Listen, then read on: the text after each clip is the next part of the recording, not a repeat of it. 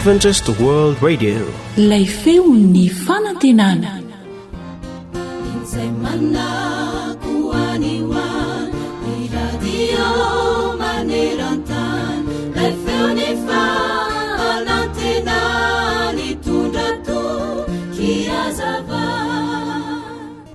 Izao no lazain'ity mpandinika sy manam-pahendrena anankiray manao hoe miomeheza na dia mahatsapa ho tena marary indrindra azy ianao, mifalia na dia mahatsiaro osa indrindra azy ianao, mitsikỳ na dia mahatsiaro reraka indrindra azy ianao, eny mitsikỳ na dia efa mitady tsy ho tananao aza ny ranomasonao, na dia mahatonga ny fijerinao anjavona aza izany, mira midera amin'ny fonao, na dia mijery anao avokoa aza ny olona rehetra ka miteny aminao fa ratsy feo be ianao, matoky na dia mitalao aminao aza ny fonao mba tsy hanao izany, mahita toro tsara na dia matahotra izay nofo ratsy hoentin'ny alina ao anao azy ianao, tanterao fitao izay ataonao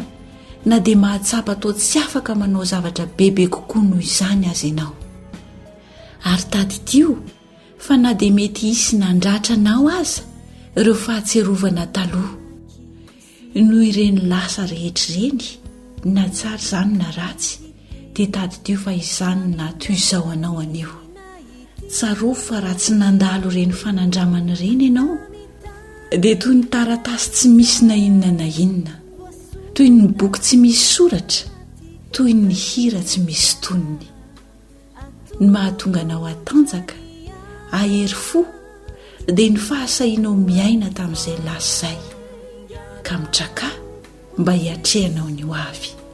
Noho izany aza miaina mitahotra satria matanjaka ianao izao, na dia nisy ary ireo tsy nety tsy fahombiazana taloha, dia sahi miatrika no avy tsara sy mamirapiratra, mahay zavatra rehetra isika ao amin'ilay mampahery antsika. Hoy ny voalaza ao amin'ny Filipianina 4:7-10.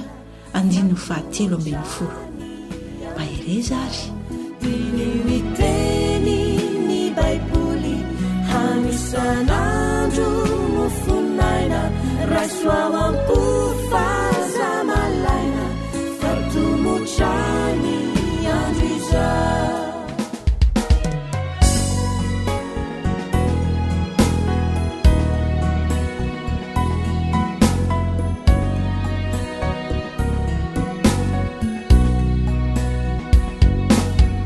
Rambola eto an-tany dia maro ny manjo, mety ho kivy ny fonao, mandalo ihany izany fizao nataovy ando, tiany tompo aneanao, vaovao samaraina nefa mindrampony, izany no porofo lehibe ka aza mitaraina erezo zany dy saianao mihira hoe ny fahasoavany Jesosy nunatuzao ai ny fitiavany lehibe nono tafignai, na dia tsy mendrika zao dia fa nisaino zandriny tsy mba mpanompo ntsonyanye fa opiray lovaniny, na dia andalo fitsapany tsy ho kivy ao na ho fakaran-damalao dia ho mpandresy ao, satria ny tompo lehibe nefa mitarika lidy mandrapatongako ahy e tena vaovao.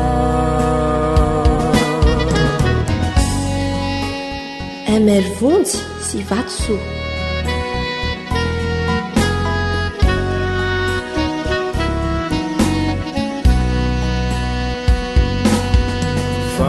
mampaheranao ao hoanao zay kilampo o maherezany vava olana rehetra vavahany avoko jesono tompo tsy manda vaovao samaraina ny famindrapony izany noporofo lehibe ka aza mitaraina erezo zanidy saianao mihira oe mifasoavany jeso no natozawa mifitahiny lehibe nono tafia navetsy mendrikaza defa nisaino zadiny tsy mampanompo itsony re faompirailovaminy nadeha andalo fitsapa de tsy hokivya naofiakarana mala de ho mpandresya satria tompo lehibe no efa mitarikanidy mandrapatonga koa edena vaova satria tompo lehibe no efa mitarikanidy mandrapatonga koa edena vaova zay lay onjany fanantenana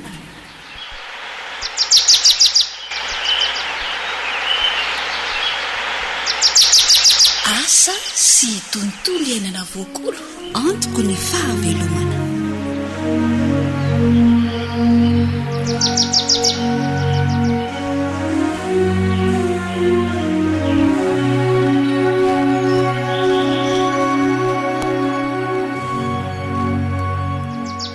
miarabanao tafaraka amin'ny onjam-peo ny feofanantenana fandarana asa sy tontolo iainana no arainao zao ko de samy mankafy ary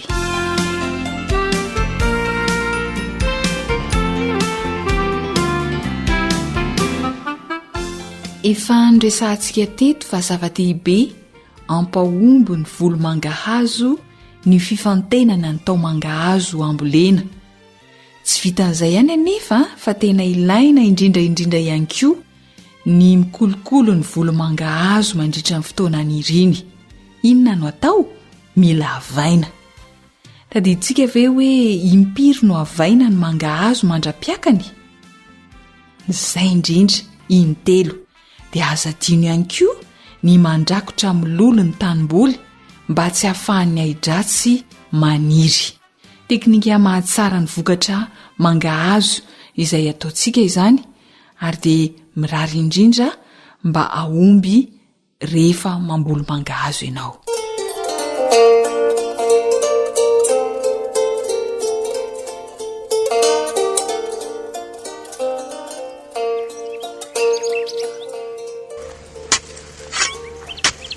ry fa ino ny ty ataony jaonny fangary olona tsy mivolo mangahazo indray mahamaiky a zay mihitsy ny mahamaiky a io ro biby a ataonao mivazivazy anga zany teny amina hoe fahateny daholo zay tao mangahazo tsara o atao masom-bolo fa maiky-amboly aka maiky-amboly ianao ka maninona raha ny tany no asaina aingana fa mbola ilozana mandavaka indray atao inona zao io enao tiry jonina de tena mila raharaka mila raharaha ona ry biby hita fizanyko volo mangahazo mihitsy nino ataoko eto e tsy azoko volo mangahazo andavaka taizandray misy an'izany fa za mirediredy ry jonina zay indrindra zao no atao hoe volo mangahazo mifary biby a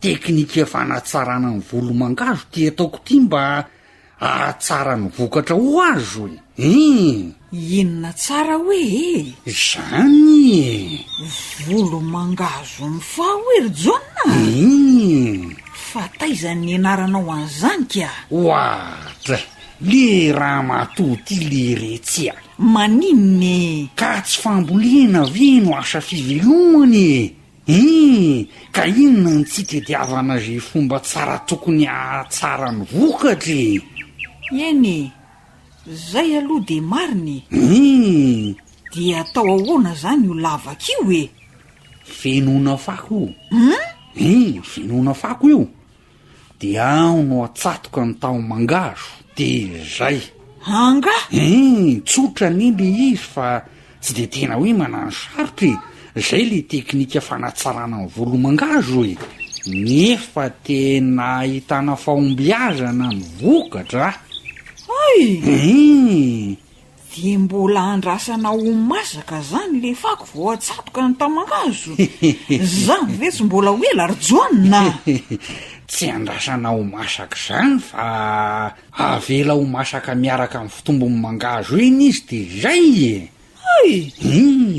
de fako manta zany no anatsatohana andreo tamangazo reo zay de zay indrindry jereo tsara ny inaovako azy afa kely ray zany mangazo mifa hoe mo ty anarany teo eno ahedre jerenao tsara ny vokatra mangazo ny sonina be rehefa tsy matoky ainao de ndimakany angamo io ny teknika ampiasaindry zareo ka ety izy nampianatra an'io raha matoty oka ao fa ho apiko ianao raha izany mba zay ay izany tsy mitsiriritra ny vokatra mangahazo ny sonina zay inonavo ny fako atao andavaka fa tonga de ho angomiko e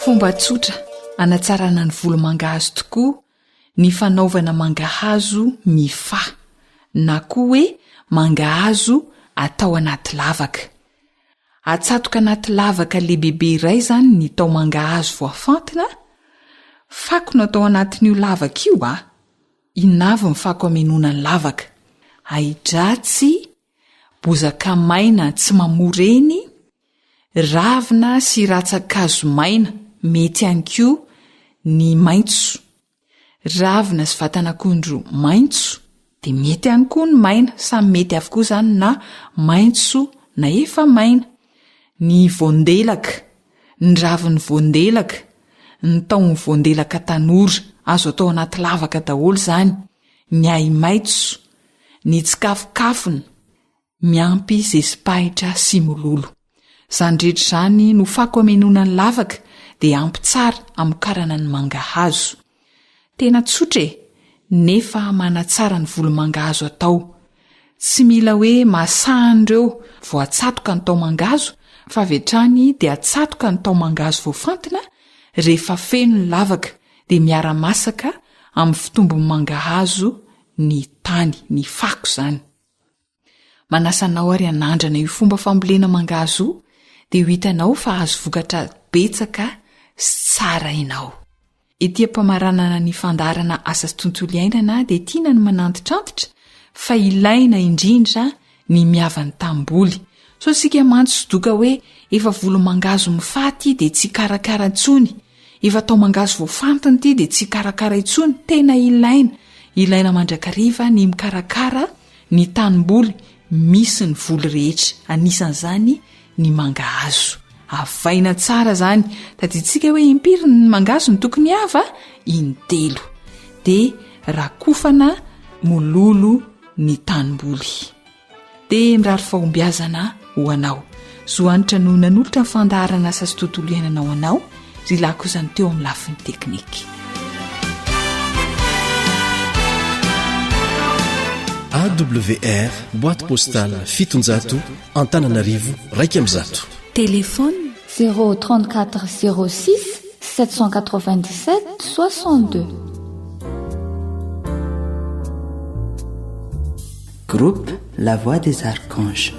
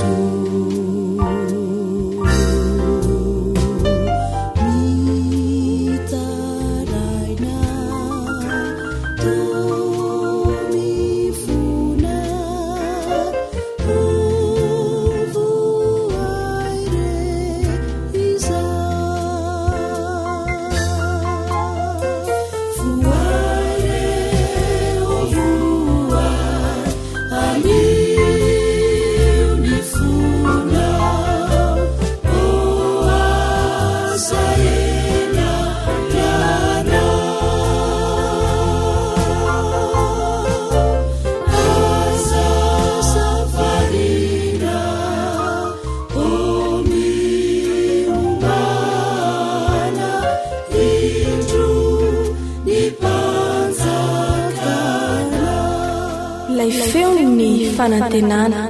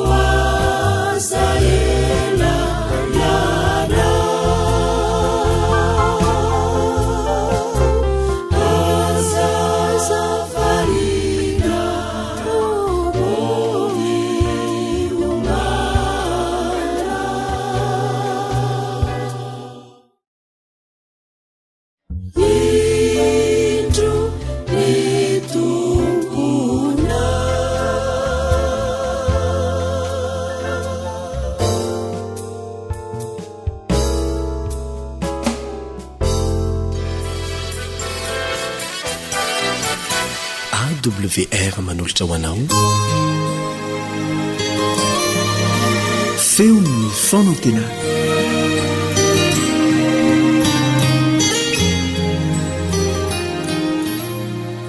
Ny olona ho any an-danitra dia ny olona velona. Ny olona ho any an-danitra dia olona izay mananaina. Fatsy ny maty akory makany an-danitra.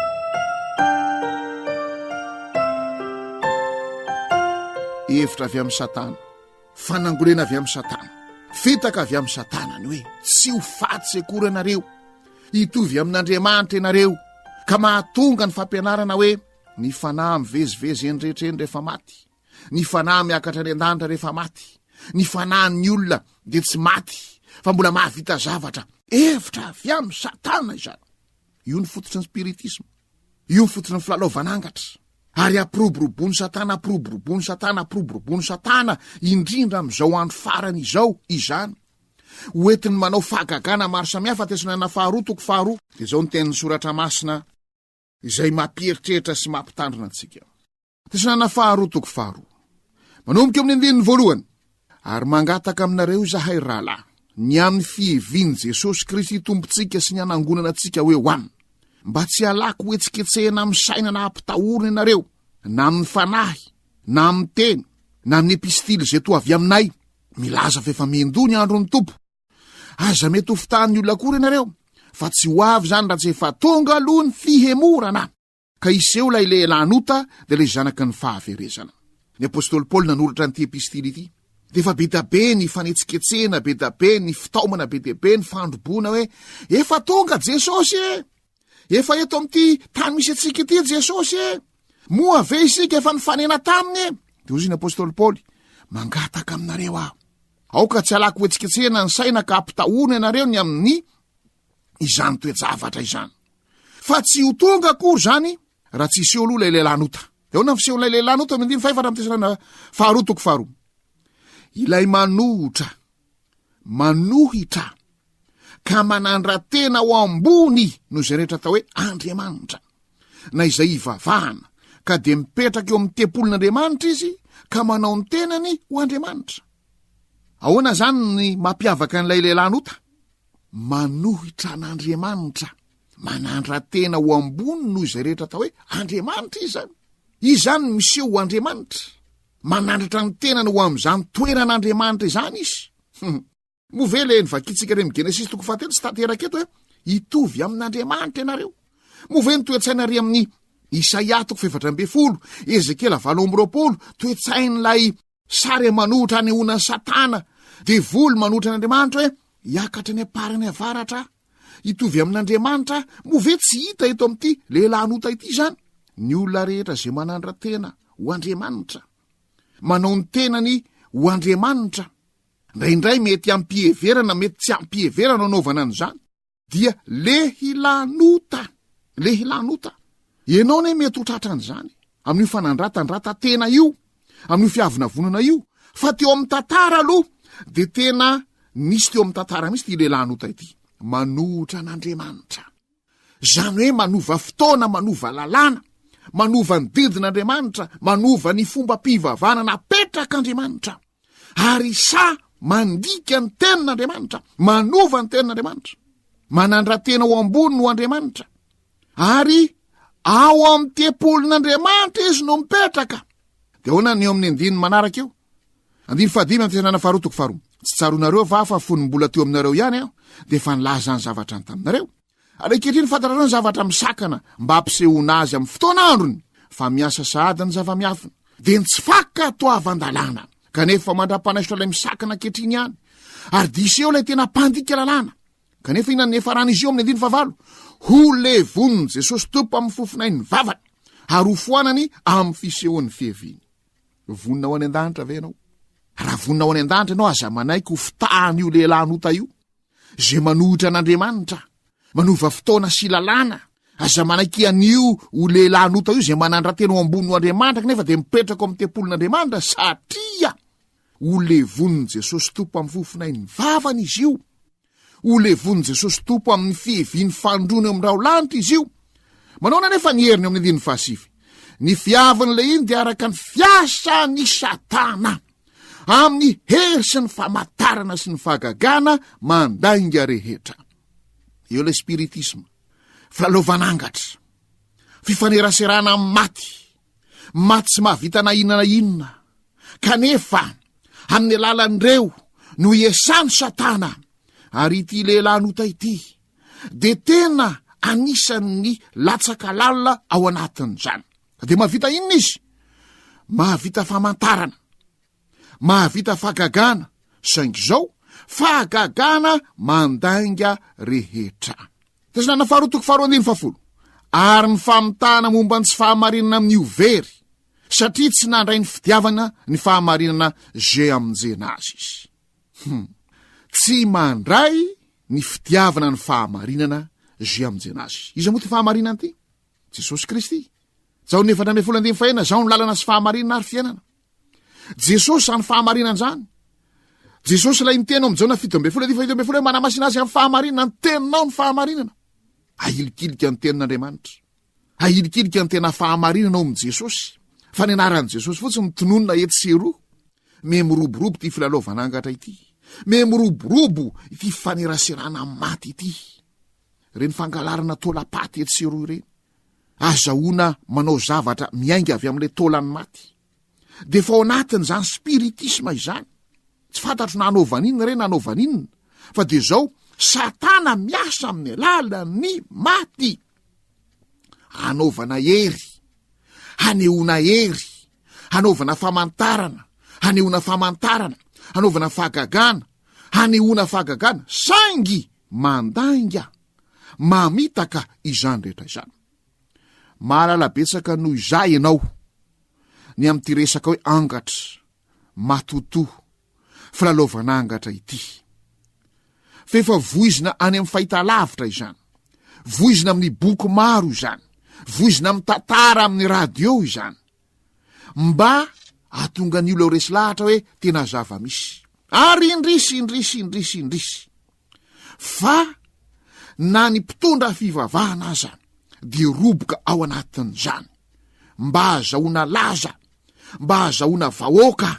mba azahoana vola mba azahoana arena mba azahoana fafinaretana eto amin'ity izao tontolo zao ity miasa mafy Satana miasa mafy lay devoly Satana ny tiako mba ho tafalatsaka oatsainao ary de hoe ny maty tsy makany an-danitra ny maty de miala sasatra ao am-pasana ny velona ihany no miakatra any an-danitra ka raha vonina ho any an-danitra isika de tsy maintsy tafaletika tsara ao an-tsaintsika izay faharoa raha miroborobo ny famantarana ny fahagagana ny zava-matalanjona ny fanehoana hery maro samihafa etseroa am'izao fotoana izao de tsarovy fa Satana miditra ao anatin'ireny maty ireny maka ny endriky ny havatsika efa maty ireny Satana izay manararaotra ny zava-misy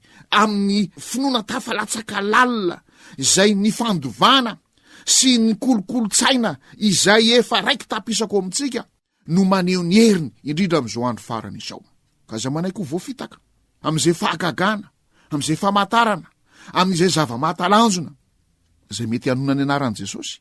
Tsarovy le nivakitsika tary amin'ny Tesalonina faharoa toko faharoa fa mipetraka ao amin'ny tempolon'Andriamanitra, manao azy ho Andriamanitra mihitsy ilay lehilahinota, kanefa amin'ny herin'ny Satana, amin'ny fahefan'ny Satana nanaovan'ny famatarana fahagagana zava-mahatalanjona. Ny fivavahana no entina ho sarotava izay anaronana ny tena fitaky Satana am'izao fotoana izao. Ary Jesosy nefa nampitandrina antsika ao Mateo 4:20 tandreo fa izy Kristy sandoka, mpaminany sandoka, nampitandrina misy fa ny olom-boafity aza ho voafitany no ny fahasarotam-piainana. Betabe ny aretina angamba, betabe angamba ny zavatra ilana vola, maimaiky ery azo laza sy voninahitra, le roboka makany amin'ireny izay manao sarotava, ny fivavahana atao sarotava, kanefa ino fa ny afetsen'ilay lehilahinota, ny afetsen'ny devolony ao ambadika rehetra ao. Tandremin'ny Kristy sandoka, tandremin'ny mpaminany sandoka, tandremin'ny apôstôly sandoka, tandremin'ny mpampianatra sandoka. Zay ny zavatra faharoa zay tiako izinkizina. Ny zavatra fahatelo de zao: ny olona velona ihany miakatra any an-danitra. Inona ny lesona tian'Andriamanitra omena amin'ny alalan'ny Enoka? Inona ny lesona tian'Andriamanitra omena amin'ny alalan'ny Mosesy? Inona ny lesona tian'Andriamanitra omena amin'ny alalan'ny Eli? Fa ireo no velona any an-danitra am'izao fotoana izao, mba azahoako antoka fa vonina ho any an-danitra. Iary ivavaka sika.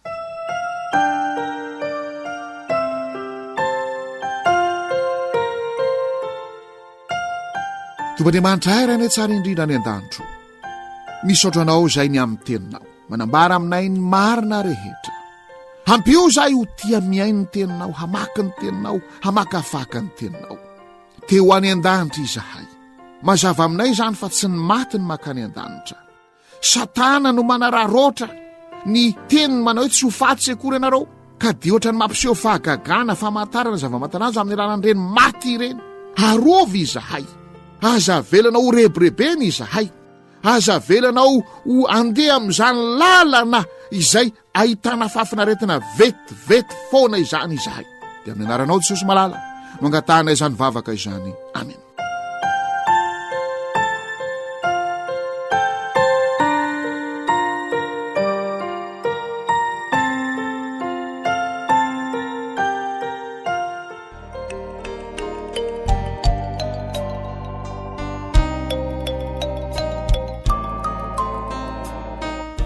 Giovanni.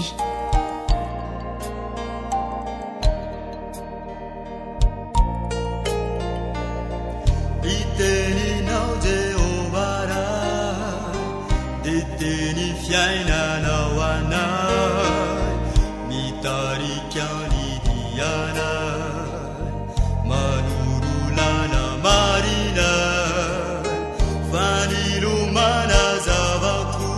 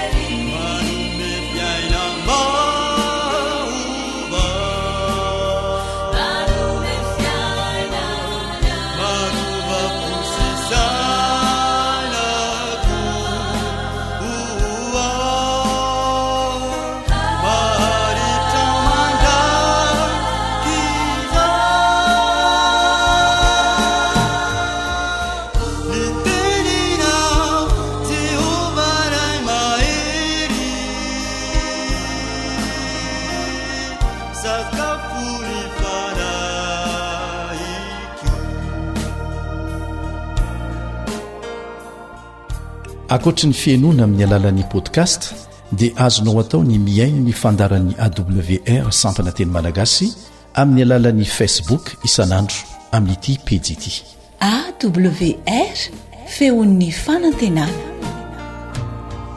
Iteninao Jehova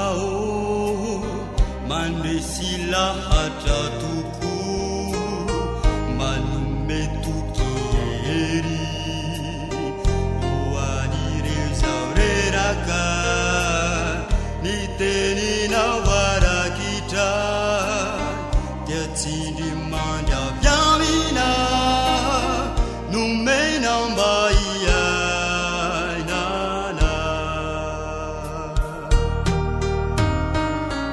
ny teninao mahery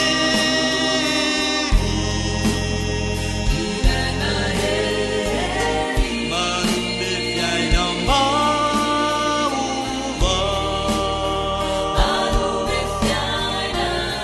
manova fosisanako oa varitra mandrakida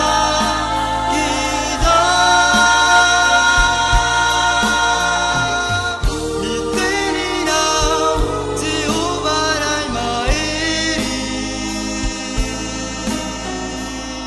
sakafony fanahiko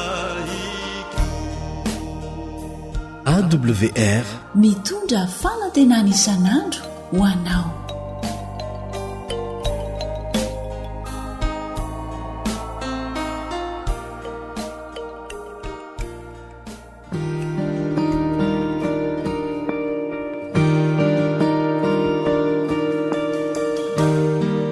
Eo am-panarahana ny fandaharana vokarin'ny radio feon'ny fanantenana ianao. Aza miala fa mbola mitoy ny fotoanantsika. Misaotra tompoko.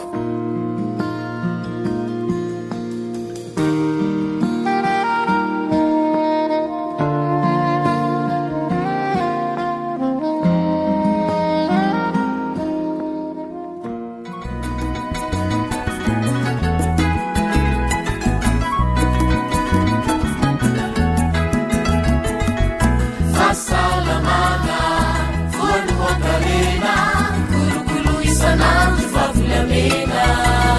Harena ny fahasalamako. Harena ny fahasalamako. Tombotsoa tsy voavidy vola, tena tsara nampiasa. Fandaharana vokarin'ny radio feon'ny fanantenana ho anao. Ny masoandro namadio. Miaraka amin'ny sampanasa adventista medidin'ny fitsaboana aty amin'ny faritry ny ranomasimbe indianina. Fahalalana olona zava-kendrena. Fahasalamana voalohan-karena. Arak'izany feokira famantarana izany dia iresaka mahakasika amin'ny fahasalamana isika. Koa dia antenaina indrindra mba hanampy anao salama amin'ny fandaharana harena ny fahasalamako. Manasanao ary ankafy.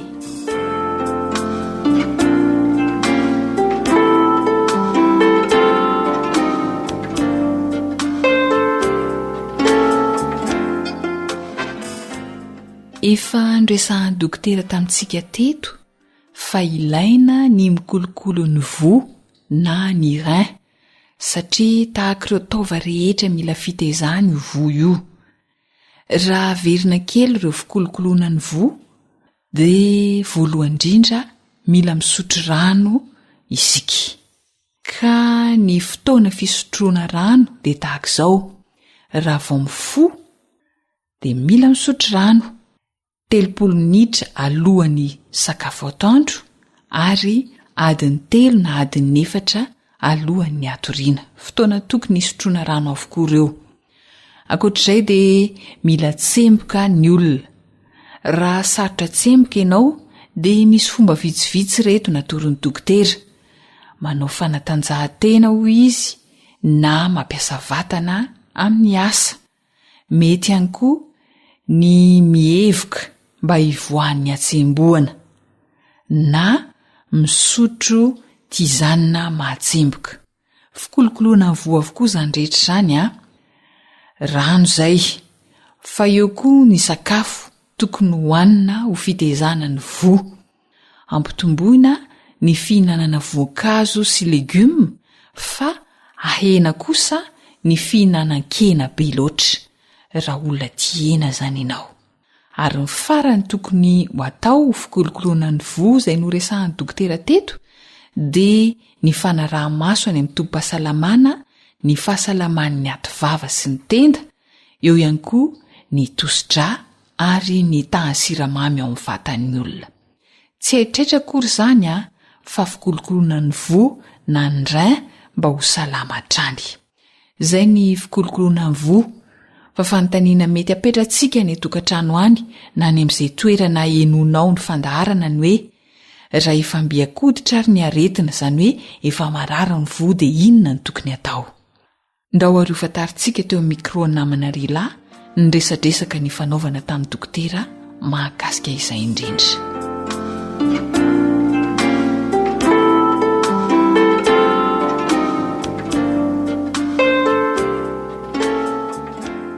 Miarahaba ny mpiaino mpanaraka ny fandaharana harenan'ny fahasalamako, ho anao izay samba ny vao nanaraka ity fandaharana ity dia manasanao mba hanjo izany hatramin'ny farany.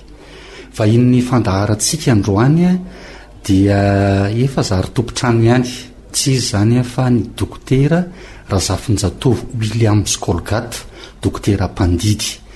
Miarabanao dokotera, inona indray no tsara hoentina ho an'ny mpiaino antsika amin'ity anio ity? Miaraba sy manolotra ny firaritsoa ho antsika rehetra. Anio ity zany mbola toy n'le resakitsika tamin'ny farany teo amin'le fitaizana sy fikolokoloana ny voa. Ka raha sendra marary ary ny voa dia inona reo fitsaboana ara-boajanahary azontsika atao? Fitsaboana ara-boajanahary ny vo raha sanatrika marary izy. Ahoana sy ahoana ny amin'izay dokotera? Ireo fitsaboana ara-boajanahary ireo zany dia mifototra amin'ny zavatra roa, amin'ny hafanana sy amin'ny sakafo izay manadio antsika. Azon'ny rehetra tanterana ny fitsaboana satria amin'ny hafanana sy amin'ny sakafo. Andeha ho fantaritsika ny antsipiriana izany. Voalohany le amin'ny hafanana ary. Ahoana no hoe amin'ny hafanana? Satria rehefa mafana itsika, rehefa misy toerana iray amin'ny vatantsika mafana, na hoe hafanaina manokana mihitsy, dia lasa mihatsara ny fikorianan'ny rà ao amin'ilay taova ao anaty. Dia izay le fahatsaran'ny fikorianan'ny rà zay no manamaivana na manasitrana amin'ilay aretina zany. Ohatra, raha sendra marary ny voa dia misy manaintena amin'ny lamosina. Dia raha ohatra ka amin'ny lamosinao havanana no manaintaina, dia matory anao zany amin'ny rirany amin'ny ankavia, dia maka lamba mafana na kompresy mafana, atsoboka anaty rano 220 degré. Iny izy mafana iny dia fiazanao dia apetaka amin'ny lamosinao amin'ilay misy marary mandritry ny 10 hatramin'ny 15 minitra eo. Iny hafanana iny zany dia manatsara ny fikorianan'ny rà amin'ilay vo marary sy amin'ny hozatra rehetra, dia lasa miena ilay fanaintainana. Indroa na intelo isan'andro no hanaovana an'izay. Dia rehefa vita izay zavatra zay dia fafana amin'ny lamba ilay izy mba ho maina, dia saromana lamba mafana, ohatra hoe bodofotsy zany. Dia hono atopoko, tsy maintsy lamba mafana na kompresy mafana ihany ve no azo atao? Raha ohatra ka tsisy lamba mafana ianao dia azo atao hoe tavoahangy asiana rano mafana na ren'le bouillotte reny dia efa mety. Zay fomba ray zany zay.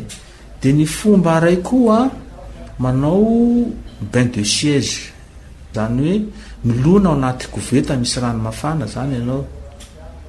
Ny filomana ao anatin'izay zany dia ialana amin'ireo le spasme na hoe mikaikona ny lalan-drà, mikaikona ny hozatra, dia mba ialana an'izay dia lasa misokatra reny dia lasa miena koa ilay fanaintainana. Dia ny rano dia mbola sara amin'ilay teo ihany no hafanana eo amin'ny 70 degré eo, dia mandritry ny 10 na 15 minitra koa. Raha ohatra ka mihamangatsika ilay rano, azo tapohana rano mafana zany. Dia indroa na intelo isan'andro koa no fanaovana an'izay zavatra izay. Ya, dia ahoana indray ny mahakasika an'ilay hoe sakafo dokotera? Misy sakafo izay manampy antsika koa hanamaivana n'izay fanaintainana izay. Afaka manome ohatra amin'izay sakafo manampy amin'ny fampihenana fanaintainana izay ve ianao dokotera? Ohatra hoe tongolo efatra zao. maka tongolo efatra ianao a miaraka amin'ny tizina seleria anankiray ampangotranao mandritry ny fefakadiny izy io, tongolo gros oignon efatra miaraka amin'ny taona seleria anankiray ampangotrana mandritry ny 15 minitra. Io zany a azona atao hoe 1 litre le izy ohatra, de iny a ataonao rano fisotro. Ny tombotsoa azo amin'izay zany a de manafaingana le fivoan'ny poizina amin'ny vatana io a, de mahabetsaka koa ny fiforonan'ny pipi, ka rehefa betsaka ny pipi no miforona de mivoaka foana zany izy, mivoaka foana le olona mivalan-drano foana de madio le vatana aveo. Manaraka an'izay a de mitondra otrikaina koa izy io toy ny potassium, calcium, sel minéraux, magnésium sy ny sisa. Nefa kosa indrokely izy ny mpandrafitra, raha olona efa fantatra fa marary voa na hoe manao ny hoe insuffisance rénale, tsy piaketo zay a, insuffisance rénale, de tsy azo atao io zavatra io satria manjary miandrona any amin'ny vatan'ny olona indray le pipi sy le rano be de be teo nefa izy tsy mivoaka ty ivelany de mibontsina indray le vatan'olona de vao mainka ratsy be indray a ny fandenjavatra amin'izay. Ny tsara indrindra zany a de ny mamantatra any amin'ny dokotera ny toe-pahasalaman'ny vo mba tsy hanaonao foana rehefa mampiasa ilay tongolo sy ny selery. De inona koa tompoko no azo atao? Manaraka an'izay a de ny fomba fitsaboana amin'ny alalan'ny finanana voankazo. Eto zany a de tsara sy hitana fa ny voankazo be ranony reny a de mampivalan-drano betsaka, ka rehefa mivalan-drano betsaka ianao a de madio amin'ireo poizina koa zany a ny vatanao. Ohatra amin'izany a ny pastèque, poire, voaloboka sy ny sisa, zay voankazo be ranony zany de mahasoa koa amin'izay zavatra izay raha sendra marary ny voa. De manaraka an'izany a misy ireo tisane zay mampipipi koa zay manatsara ny fiasan'ny voa. Amaraparana ny resadresaka sika dokotera, inona no afatra mbola tianao ampitaina amin'ny mpiainantsika ary? Eto am-pamaranana de izao no teniko farany hoe raha sendra marary ny voa de ataovy ireo torohevitra nomenanao teo reo, aveko indreo mandeha izy ireo a manao compresse mafana na tavoangy misy rano mafana, milona anaty koveta amin'ny rano mafana, mihinana an'ireo zavatra zay mahatsembontsemboka sy mahabetsaka ny pipia, ary misotro matetika ohatra hoe ravim-boafotsy zany na tisane. Fa tandremo a aza mionona amin'ireo ianao fa manatona mpitsabo satria zava-dehibe loatra ny voa raha ohatra ka marary izy ka tsy haitsika hoe inona le aretina mahazo anazy ao a, mety tsy hositrana ntsony izy a ka mety hiafara amin'ny zavatra ratsy. De misaotra antsika ary a nahatratra amin'ny farana. Mankasitraka indrindra tompoko.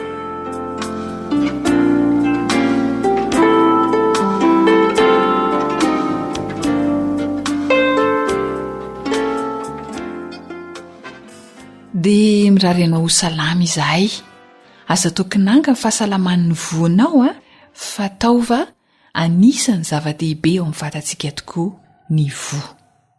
Isaorana indrindra dokotera Razafinjatovo Williams Colgate, izay sady dokotera mpandidy, nampafantatra antsika ny tokony atao amin'ny vo na rein io. Isaorana ihany koa ianao mpiaino na haritra ny aina hatramin'ny farany. Zoanitra Srila no ny farimbona na atotosan'ny fandaharana rena fahasalamako, ny ekipa amin'ny feon'ny fanantenana rehetra kosa manonona ao anao ny teny soratra masina manao hoe ry malala, mangataka mba ho ambinina sy ho salama amin'ny zavatra rehetra ne ianao, tahaka izay hanambinana ny fanahinao ihany. Amen.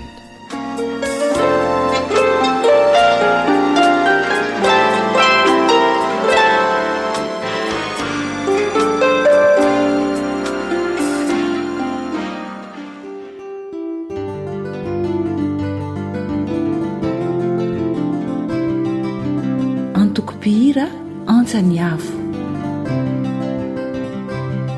Benyolana ity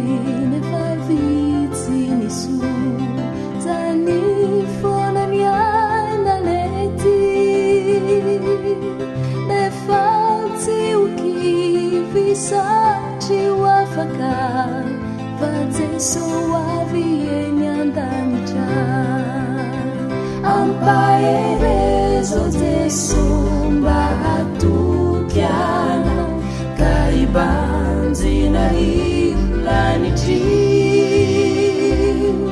uvununi aino ilay feona zay antso aiwe avy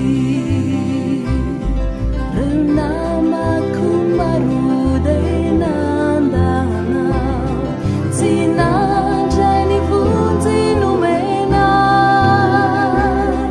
farina milalau sy miliary kamana mietokodory ampahereza jesomba hatokyana kaibanjina ilanitri uvununi aino ilay feona zay antso aiwe avy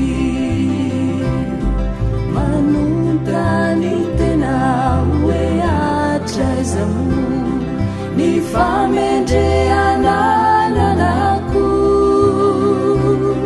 fa jeso milaza fa ho avindray mahakay ho any andanitra ampahereza jeso mba hatokyana kaibanjina ilanitri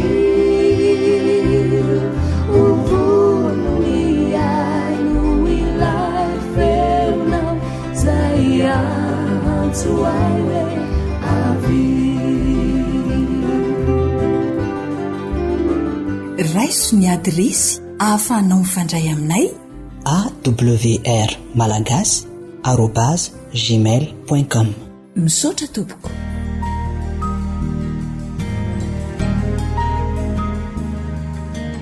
faneteninao no fahamarinana taridalana manokana fianarana baiboly avoaka ny fiangonana advantista maneran-tany iarahanao amin'ny feony fanantenana sy ny departementany sekoly sabata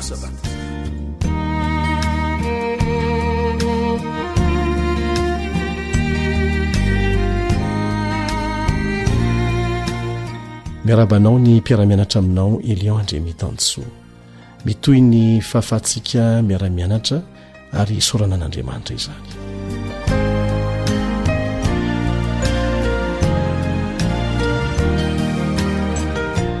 noresantsika teto ny sasany amin'ireo zava-dehibe izay veritsika olombelona vokatry ny fahotana isan'ireny ny fahasalamana ny fahaverezan'ny fitokisana ny fahaverezan'ny fahafahana mahatonga antsika hiakin-doha fa ny tena lehibe indrindra sy faratampony dia ny fahaverezan'ny aina na ny fahafatesana vokatry ny fahotana izany fatatsika rehetra amin'ny mahaolombelona antsika fa tena misy ny fahafatesana langa be fotsiny ilay fampanantenana nataon'ny satana ary fitaka na mileza ny razambe itsika raha ny teny izy hoe tsy ho faty tsy akory ianareo na mandika ny didin'Andriamanitra aza tsy mankatony teniny tsy ho faty zany ianareo fa mifanohatra amin'izany aza ho lasa tahaka an'Andriamanitra ianareo kanefa dia mbola be dibe ihany manaiky an'izany laingan'izany amin'ny fanompona ny razana efa maty satria mihevitra ny olona manao an'izany fa tsy tena maty reny havany efa maty reny fa mbola velolany hoany velolany ny amboroany dia mbola finoana ilay fitaky satana ihany mahatonga an'izany ilay manao hoe tsy ho faty tsy akory ianareo azadiny fa satana ny maka ny endrika ireny havantsika efa maty reny dia mody miseho manampy aloha amin'ny voalohany mba hahatonga antsika hatoky azy ary nefa rany dia tsy afaka fa lasa miankin-doha aminy eny tena misy ny fahafatesana ry havana ary efa maty ny olona dia maty mamaky ny amin'izany fahafatesana izany isika mahita an'izany angamba tsy raharay amintsika mihitsy no efa nanakaiky ny fahafatesana zao voalazo amin'ny Korinthiana 1:12 ny fahafatesana ny fahavalo farany ho resena ny fahafatesana ny fahavalo farany ho resena tena fahavalo ny fahafatesany rehefa misy olona akaiky anao a indrindraindrindra fa olo-tianao maty dia ho tsapanao tsara fa tena fahavalo ny fahafatesana.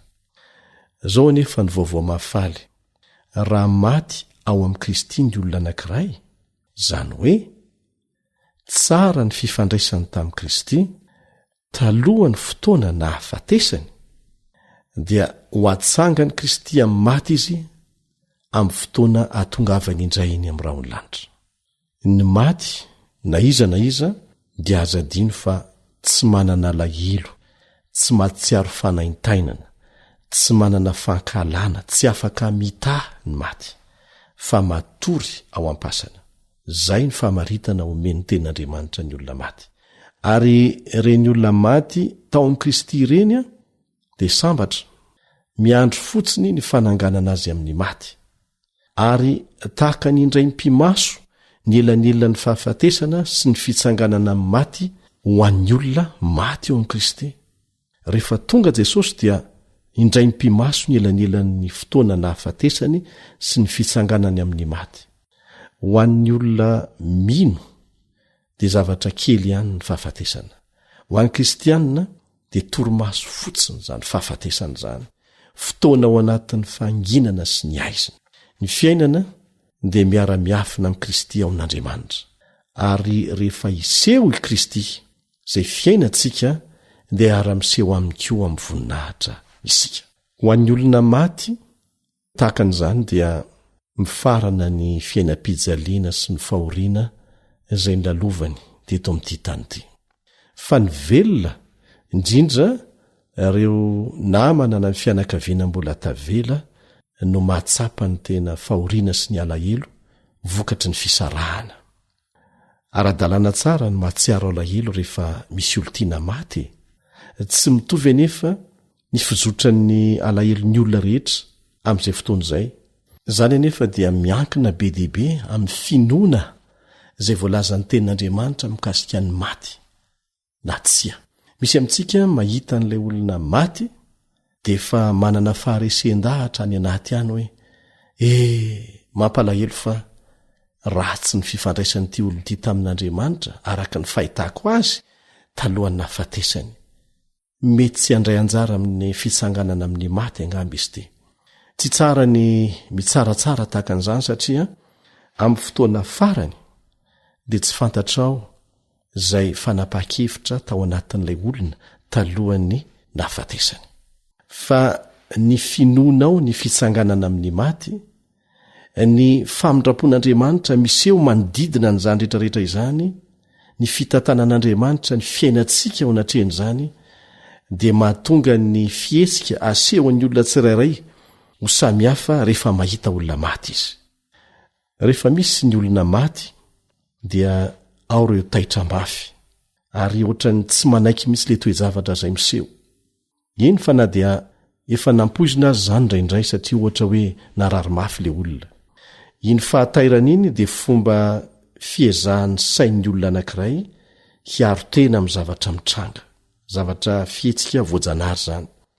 Zany anefa dia miankina amin'ny olona tsirairay koa ny faharetany, misy herinandro, ray volana, amatonany, dia mety hatsiaro ilay havatiana foana izy, dia mandritra ny asa mahazatra fanaony andavanandro aza. Ny fahatserovana dia tsy olana, fa ny fihetsika sehonao natrehan'izany dia miankina be dehibe amin'ny fifandraisanao amin'Andriamanitra, ny fahatokisanao azy, ny fitantanany ny fiainanao sy ny fiainan'ny olona izay efa nodimandry. Mampalahelo fa na dia efa fotoana ela aza nahafatesan'ny olona anankiray dia misy olona mbola mahatsiaro tezitra mafy rehefa mahatsiaro an'izany. Misy mahatsiaro tena ho meloka, asa ny zavatra tsy nety anga nataony tamin'ilay olona, misy manenina no izay zavatra tsy nataony ankoatran'ny alahelo sy ny fanahiana. Zao hoe aoka toky an'Andriamanitra amin'izay zavatra rehetra miseho. Ary ito mpamaranana dia tianay ny hamaky andiny vitsivitsy ho anao mba ampaherezana anao eo anatrehan'ny fahafatesana izay vokatry ny fahotana miseho amin'ny fiainantsika zanak'olombelona.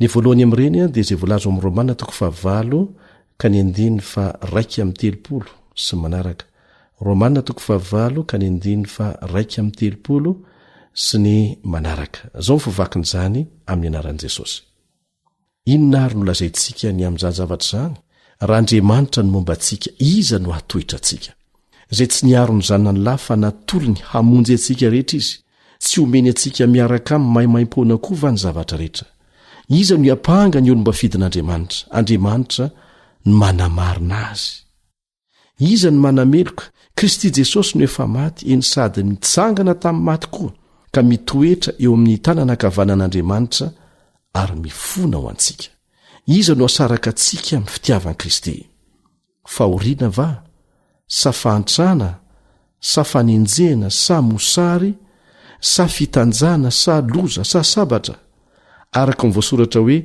fanony aminao no namononanay mandrakariva toy ny ondro vonoina ny fijery anay kanefa amin'izany rehetra izany dia manoatra noho ny mpandresy isika amin'ny alalan'ilay tiantsika fa matoky aho fa na fahafatesana na fiainana na anjely na ireo fanapahana na zavatra ankehitriny na zavatra ho avy na hery na ny ambony na ny ambany na inona amin'izao zavatra ary rehetra izao dia tsy hasaraka antsika amin'ny fitiavan'andriamanitra izay ao amin'i Kristy Jesosy tompontsika. Izao koa voalazo amin'ny Apokalipsy 1:20 ka ny 14. Apokalipsy 1:14 ary ho fafany ny ranomaso rehetra amin'ny masony ary tsisy fahafatesana intsony sady tsisy alahelo na fitarainana na fanaintainana fa efa lasa ny zavatra taloha. Zany zavatra iseho aorinan'ny fiavian' Jesosy indray ny ao amin'ny lanitra, aorinan'ny fananganana amin'ny maty izay maty ao amin'ny tompo. Volazonao ampiana amin'izay voalazo amin'ny Korintianina 1:10 sy ny manaraka reo andinareo. Korintianina 1:10 sy ny manaraka. Ny tsy ambaratelo zany dia izao ankino amin'Andriamanitra ny fiainana, matoki azy aza misaraka aminy. Amen.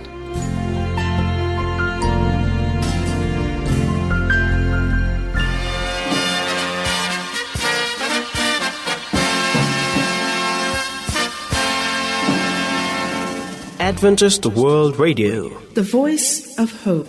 Tapitra treto ny fiarahanao tamin'ny radio feon'ny fanantenana na ny AWR.